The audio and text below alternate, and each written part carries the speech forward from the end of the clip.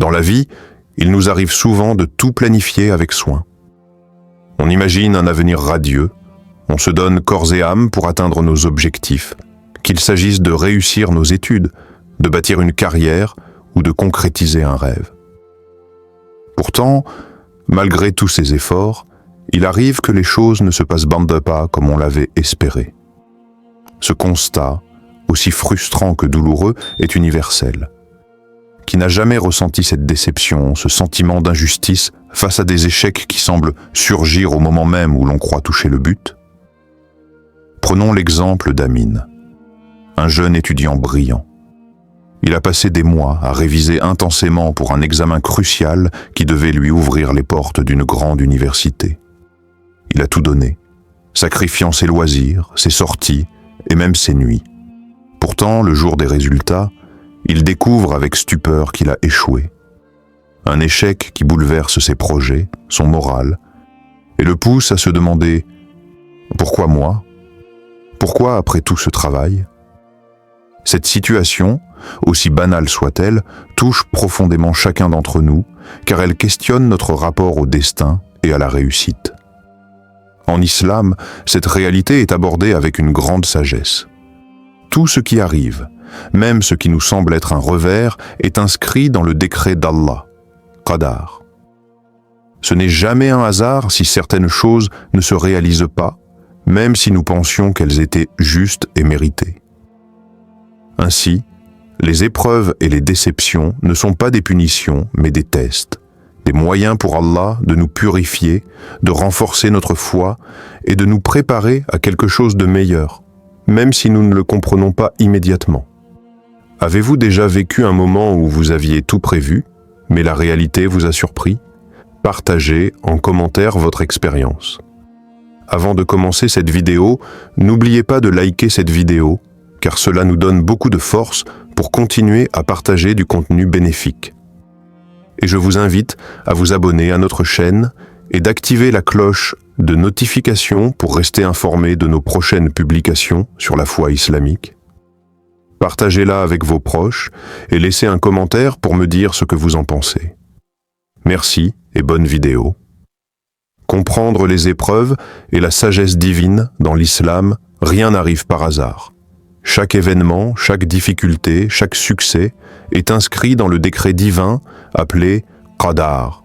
Ce concept fondamental nous rappelle que la vie est sous la gouvernance d'Allah et que les épreuves que nous rencontrons ont une sagesse profonde, même si elles nous paraissent incompréhensibles au premier abord. Ces épreuves ne sont pas des punitions gratuites ou des signes d'abandon, mais des moyens pour Allah de purifier nos cœurs, d'élever notre rang spirituel et de nous enseigner la résilience. En traversant ces moments difficiles, nous développons une patience sincère, appelée sabre, et une confiance totale en la volonté divine, appelée tawakkul. Prenons un exemple remarquable dans l'histoire prophétique, celui du prophète Ayoub, Job, paix soit sur lui. Ayoub était un homme pieux, riche et respecté, doté d'une foi inébranlable en Allah. Pourtant, il fut frappé par une série d'épreuves terribles. Il perdit sa richesse, ses enfants, et fut accablé d'une maladie douloureuse. Malgré toutes ces souffrances, Ayoub ne perdit jamais confiance en Allah. Il resta patient, gardant son cœur rempli d'espoir et de foi. Le Coran nous relate son histoire avec beaucoup de respect, mettant en lumière cette attitude exemplaire.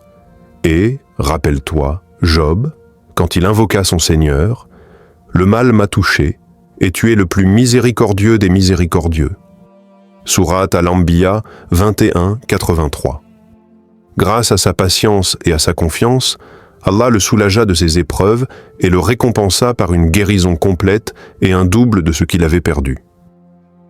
Cette histoire nous montre que la difficulté n'est pas la fin, mais un passage, un test dont la réussite mène à une récompense immense.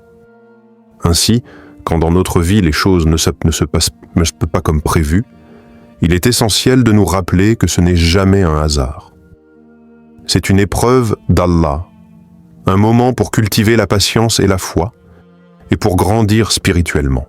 Comment réagissez-vous face à vos épreuves? Êtes-vous capable de faire preuve de sabre et de tawakkul? Dites-le nous dans les commentaires.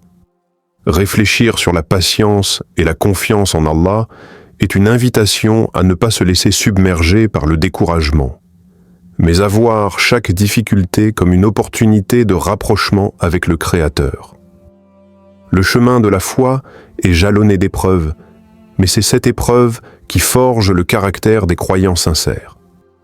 N'hésitez pas à partager en commentaire vos méthodes pour cultiver cette patience dans les moments difficiles, ou les versets et hadiths qui vous inspirent à garder confiance en Allah. Pourquoi les choses ne vont pas toujours comme on veut? Les causes terrestres et spirituelles. Pourquoi les choses ne vont pas toujours comme on veut? Les causes terrestres et spirituelles. Dans notre quotidien, il est naturel de vouloir que les choses se passent selon nos plans. Pourtant, il arrive souvent que la réalité nous confronte à des obstacles inattendus. Pourquoi cela arrive-t-il? La réponse se trouve à la fois dans les limites de notre condition humaine et dans une dimension spirituelle plus profonde. Du côté terrestre, nous ne sommes pas des êtres parfaits. Nos choix peuvent être erronés, nos jugements parfois faussés, et nous sommes soumis aux conséquences de nos actes.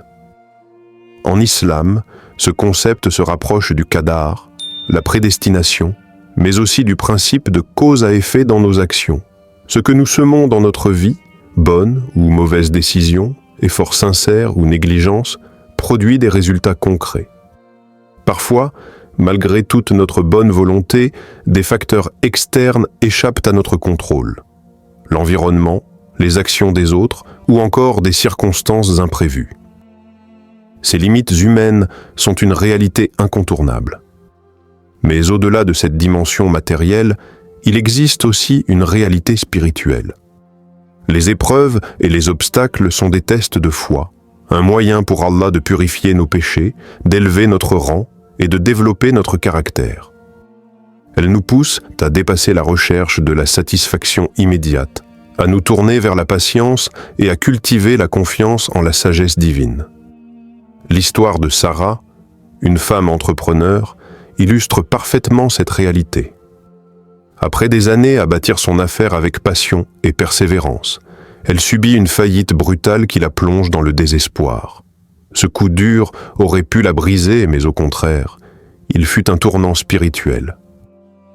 Sarah se rapprocha de sa foi, trouva dans la prière et le Coran une source de paix intérieure, et comprit que cette épreuve était une occasion de grandir et de se renouveler.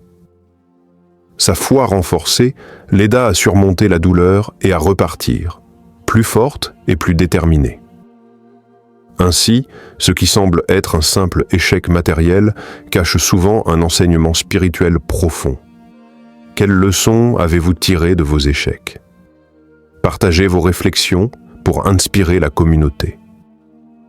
Partager vos expériences peut non seulement vous aider à mieux comprendre vos propres épreuves, mais aussi offrir du réconfort et des conseils à ceux qui traversent des moments similaires.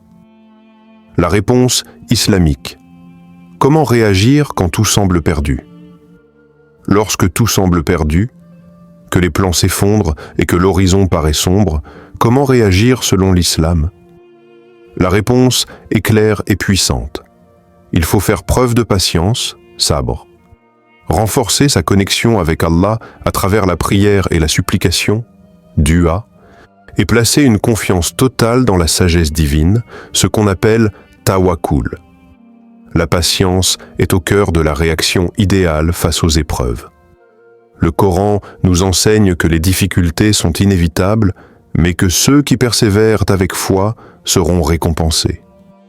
Allah dit dans la sourate Al-Baqarah, « Et certes, nous vous éprouverons par un peu de peur, de faim, de diminution de biens, de personnes et de fruits, et fais la bonne annonce aux endurants qui disent, quand un malheur les atteint, certes nous sommes à Allah, et c'est à lui que nous retournerons. Ce sont ceux-là sur qui sont les prières de leur Seigneur et sa miséricorde. Et ceux-là sont les bien guidés. » 255 à 157. Ce passage nous rappelle que l'épreuve fait partie de la vie humaine et que la patience est une qualité précieuse qui attire la miséricorde divine. De même, dans la sourate At-Tawbah, Allah déclare « Dis, rien ne nous atteindra en dehors de ce qu'Allah a prescrit pour nous. Il est notre protecteur. » Et c'est en Allah que les croyants doivent placer leur confiance. 9:51. Cela souligne que tout ce qui arrive est sous la volonté divine et que notre devoir est de placer notre confiance en lui, même dans les pires moments. Pour illustrer cet enseignement, rappelons l'histoire du prophète Youssouf, Joseph, paix soit sur lui.